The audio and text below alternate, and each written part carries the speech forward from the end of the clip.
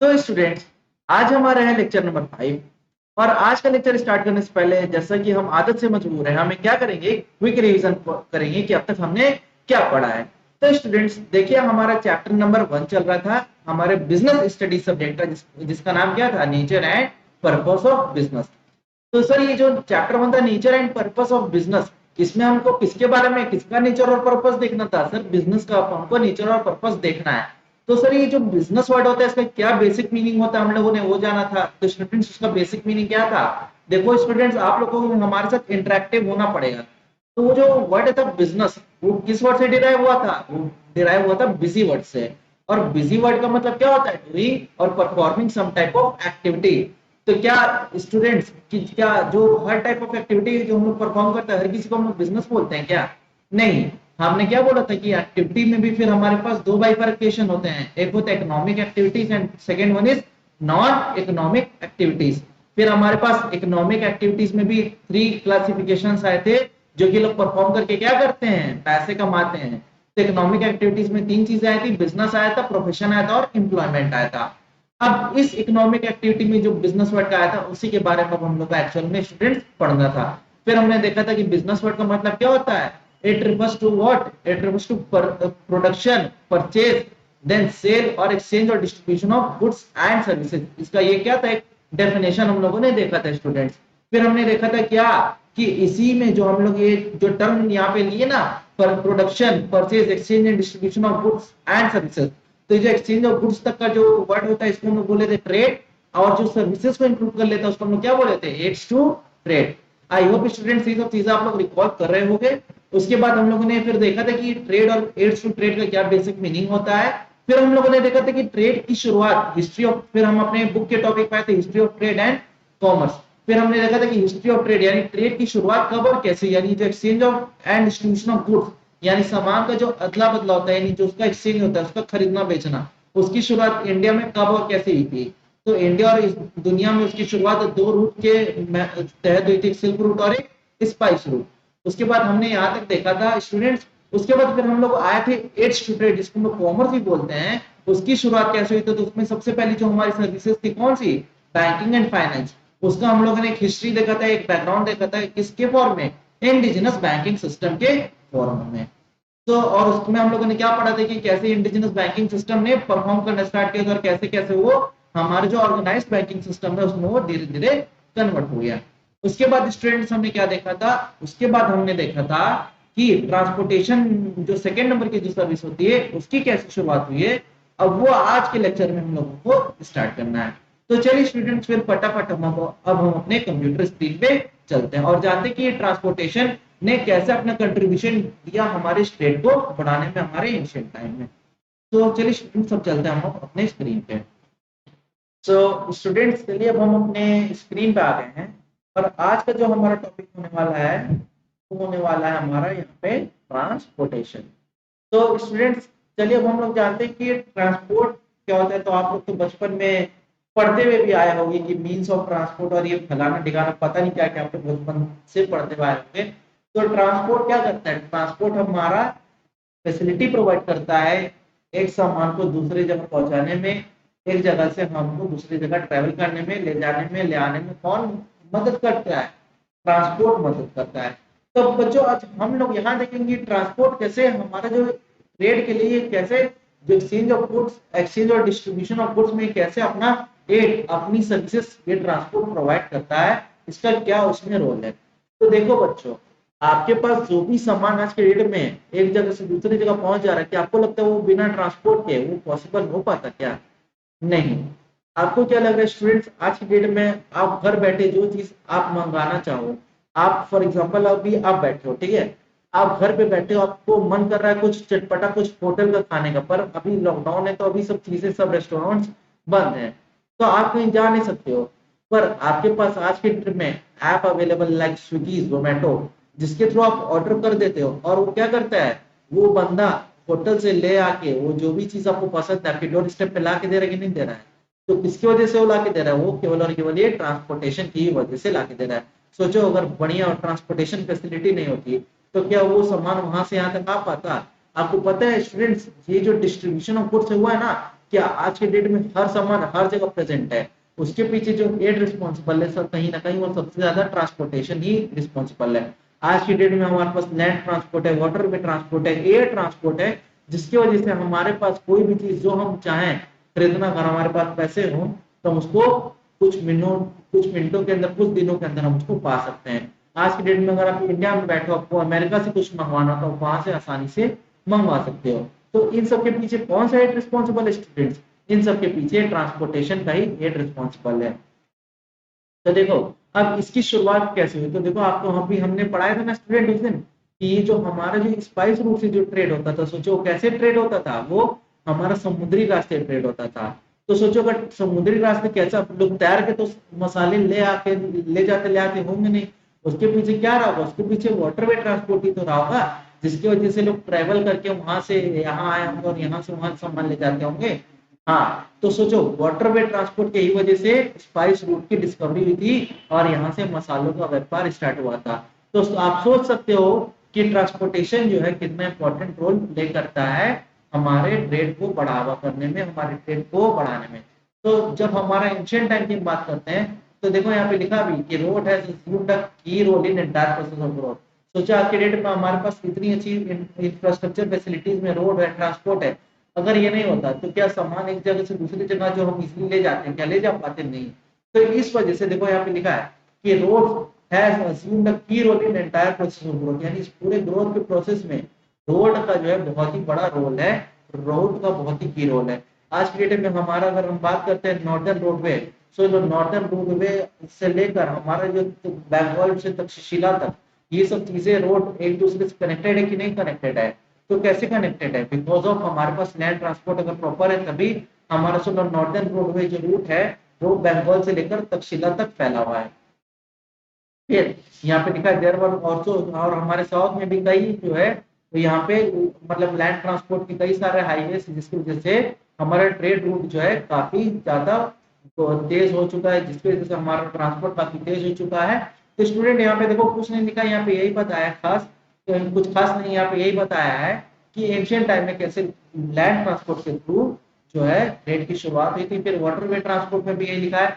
तो सोचो, अब देखो यहाँ पे एक इम्पोर्टेंट बात ये है कि वाटरवे ट्रांसपोर्ट की वजह से जो हम लोग एक्सपोर्ट और इंपोर्ट करते हैं ना, आज के डेट में भी जो मेजर एक्सपोर्ट और इंपोर्ट होता है किसके थ्रू होता है? वो वाटरवे ट्रांसपोर्ट के थ्रू ही होता है, यानी वो समुद्री रास्ते ही होता है। तो सोचो मैरी टाइम ट्रेड, यानी जो समुद्री रास्ते जो ट्रेड होता था, वो बहुत ही इंपॉर्टेंट वे था किसका? ग्लोबल ट्रेड का।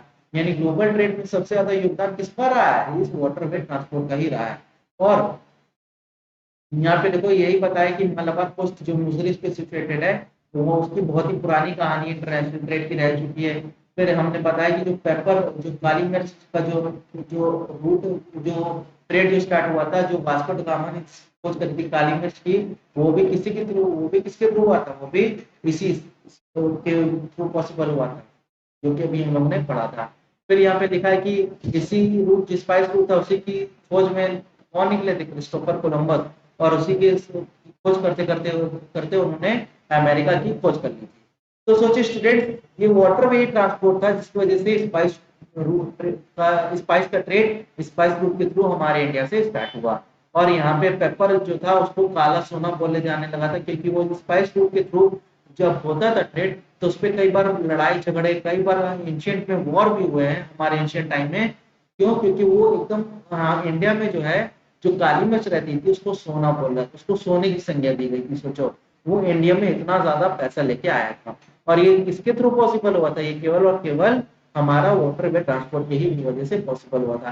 फिर यहाँ पे देखो नीचे बता रखा है कि कैलिकट पोस्ट, जो कि आज के डेट में हमारा कैलिकट कहाँ पे सिचुएटेड है? कैलिकट हमारा केरला में, जिसको हम बोलते हैं कोस्टल पोर्ट है, वो आज भी बहुत ही इंपॉर्टेंट इंडिया का एक मेजर पोर्ट है, सी पोर्ट है, जहां से क्या होता था, जहां से ट्रेड स्टार्ट, जहां से ट्रेड होता है। तो सोचो चाइनीज जो है वहां तक आते थे, चाइनीज सोचो नॉर्थ से हमारे इंडिया के साउथ में केरला में आते थे, जहां पे, जहां से वो क्या लेके जाते थे?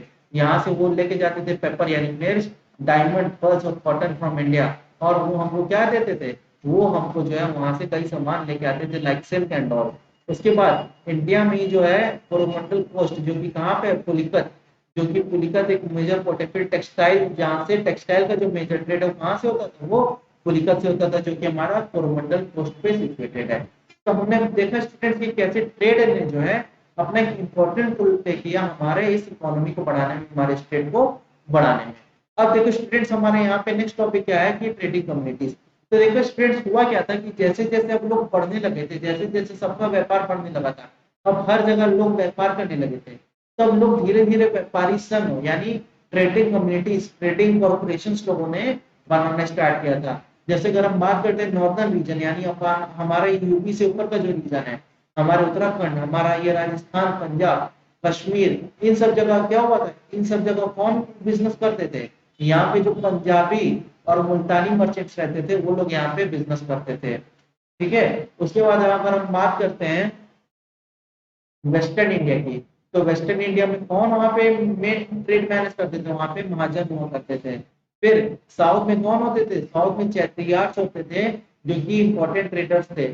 और अगर हम बात करते हैं इंडिया, यहाँ पे गुजरात में, राजस्थान में, तो इन सब जगह मेनली कौन ट्रेड करता था, इन सब जगह जो है हमारे गुजराती राजस्थानी में भट्ट जो रहते थे वो लोग ट्रेड करते थे। तो सोचो, अब अलग अलग जगह लोगों ने मिल मिल के जो है अपने ये कम्युनिटी बनाई, जिसकी जो कि क्या करती थी, जो कि एक ट्रेडिंग से रिलेटेड, कॉमर्स से रिलेटेड डिसीजंस लेती थी।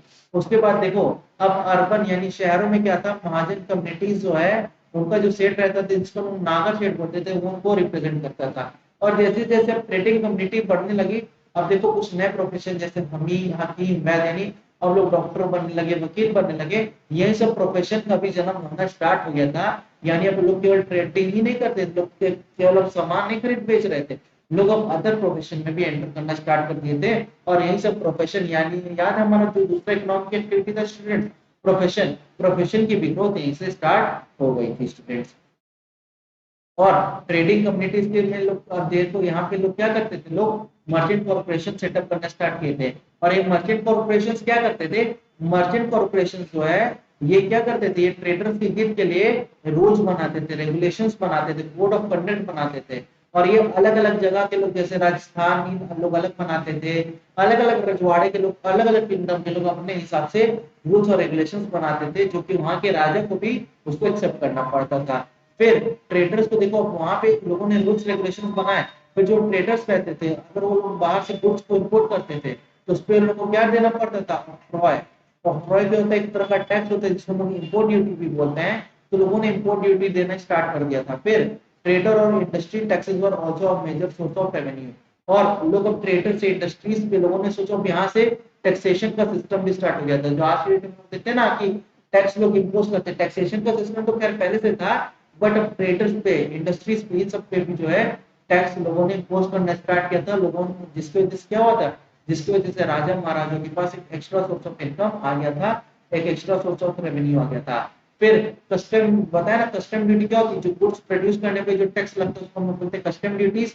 तो कम्युनिटीज टू कम्युनिटीज ये जो है अलग अलग रहती थी। और टैरिफ, टैरिफ को कुछ नहीं बोलते, टैरिफ को हम जस्ट सिंपली टैक्स बोलते हैं। तो टैक्स जो है हर प्रोविंस, हर रियासत में अलग अलग रहता था, वहां के रूल्स के हिसाब से, वहां के रेगुलेशंस के हिसाब से। फिर फेरी टैक्स, यानी फेरी टैक्स किसको हम लोग बोलते हैं, जो फेरी यानी जो नाव वालों पे, मछुआरों पे, इन सब पे जो टैक्स लगाया जाता है तो हम लोग बोलते हैं फेरी टैक्स। क्योंकि जो नाव लेके आते जाते हैं उन पे हम लोग क्या लगाते हैं, फेरी टैक्स लगाते हैं। तो फेरी टैक्स भी उस टाइम जो भी समुद्री किनारे जो लोग रहते थे, जो सामान को, लोगों को लेके एक जगह से दूसरी जगह लेके आते जाते थे, अब उनके ऊपर फेरी टैक्स लगाया जाने लगा था, जिसकी वजह से गवर्नमेंट के पास, यानी सरकार के पास, रजवाड़ों के पास, राजाओं के पास और इनकम आने स्टार्ट हो गई थी। और लोकल बॉडीज, जो वहां की लोकल बॉडीज रहती थी, वो जो है मेनली टैक्स को रिसीव करती थी। द गिल्ड, जो हेड ऑफ महाजन होते थे, वो किससे, वो डायरेक्टली किंग से, टैक्स कलेक्टर से डील करते थे। और मार्केट को, यानी मार्केट में क्या चल रहा है क्या नहीं, सारे मर्चेंट्स की बिहाफ पे, मार्केट की कंप्लेन हो गई या किसी कुछ आपत्ति है, ये सब चीजें लोग लेके जाते थे। The guild merchants also called as custodian of religious interest.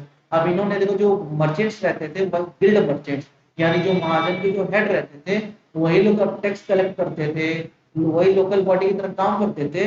तब उन्होंने धीरे धीरे, जैसे जैसे देखो पैसा आने लगा, तो लोगों ने सोचा चलो भगवान के लिए भी कुछ करते हैं। तो लोगों ने मंदिर बनाना स्टार्ट किया, मस्जिद बनाना स्टार्ट किया, लोगों से डोनेशन लेना चालू किया। और ये सारी एक्टिविटीज धीरे धीरे, जैसे जैसे क्या हुआ, जैसे जैसे ट्रेडिंग कम्युनिटीज आई, ये सब एक्टिविटीज भी स्टार्ट हो चुकी थी।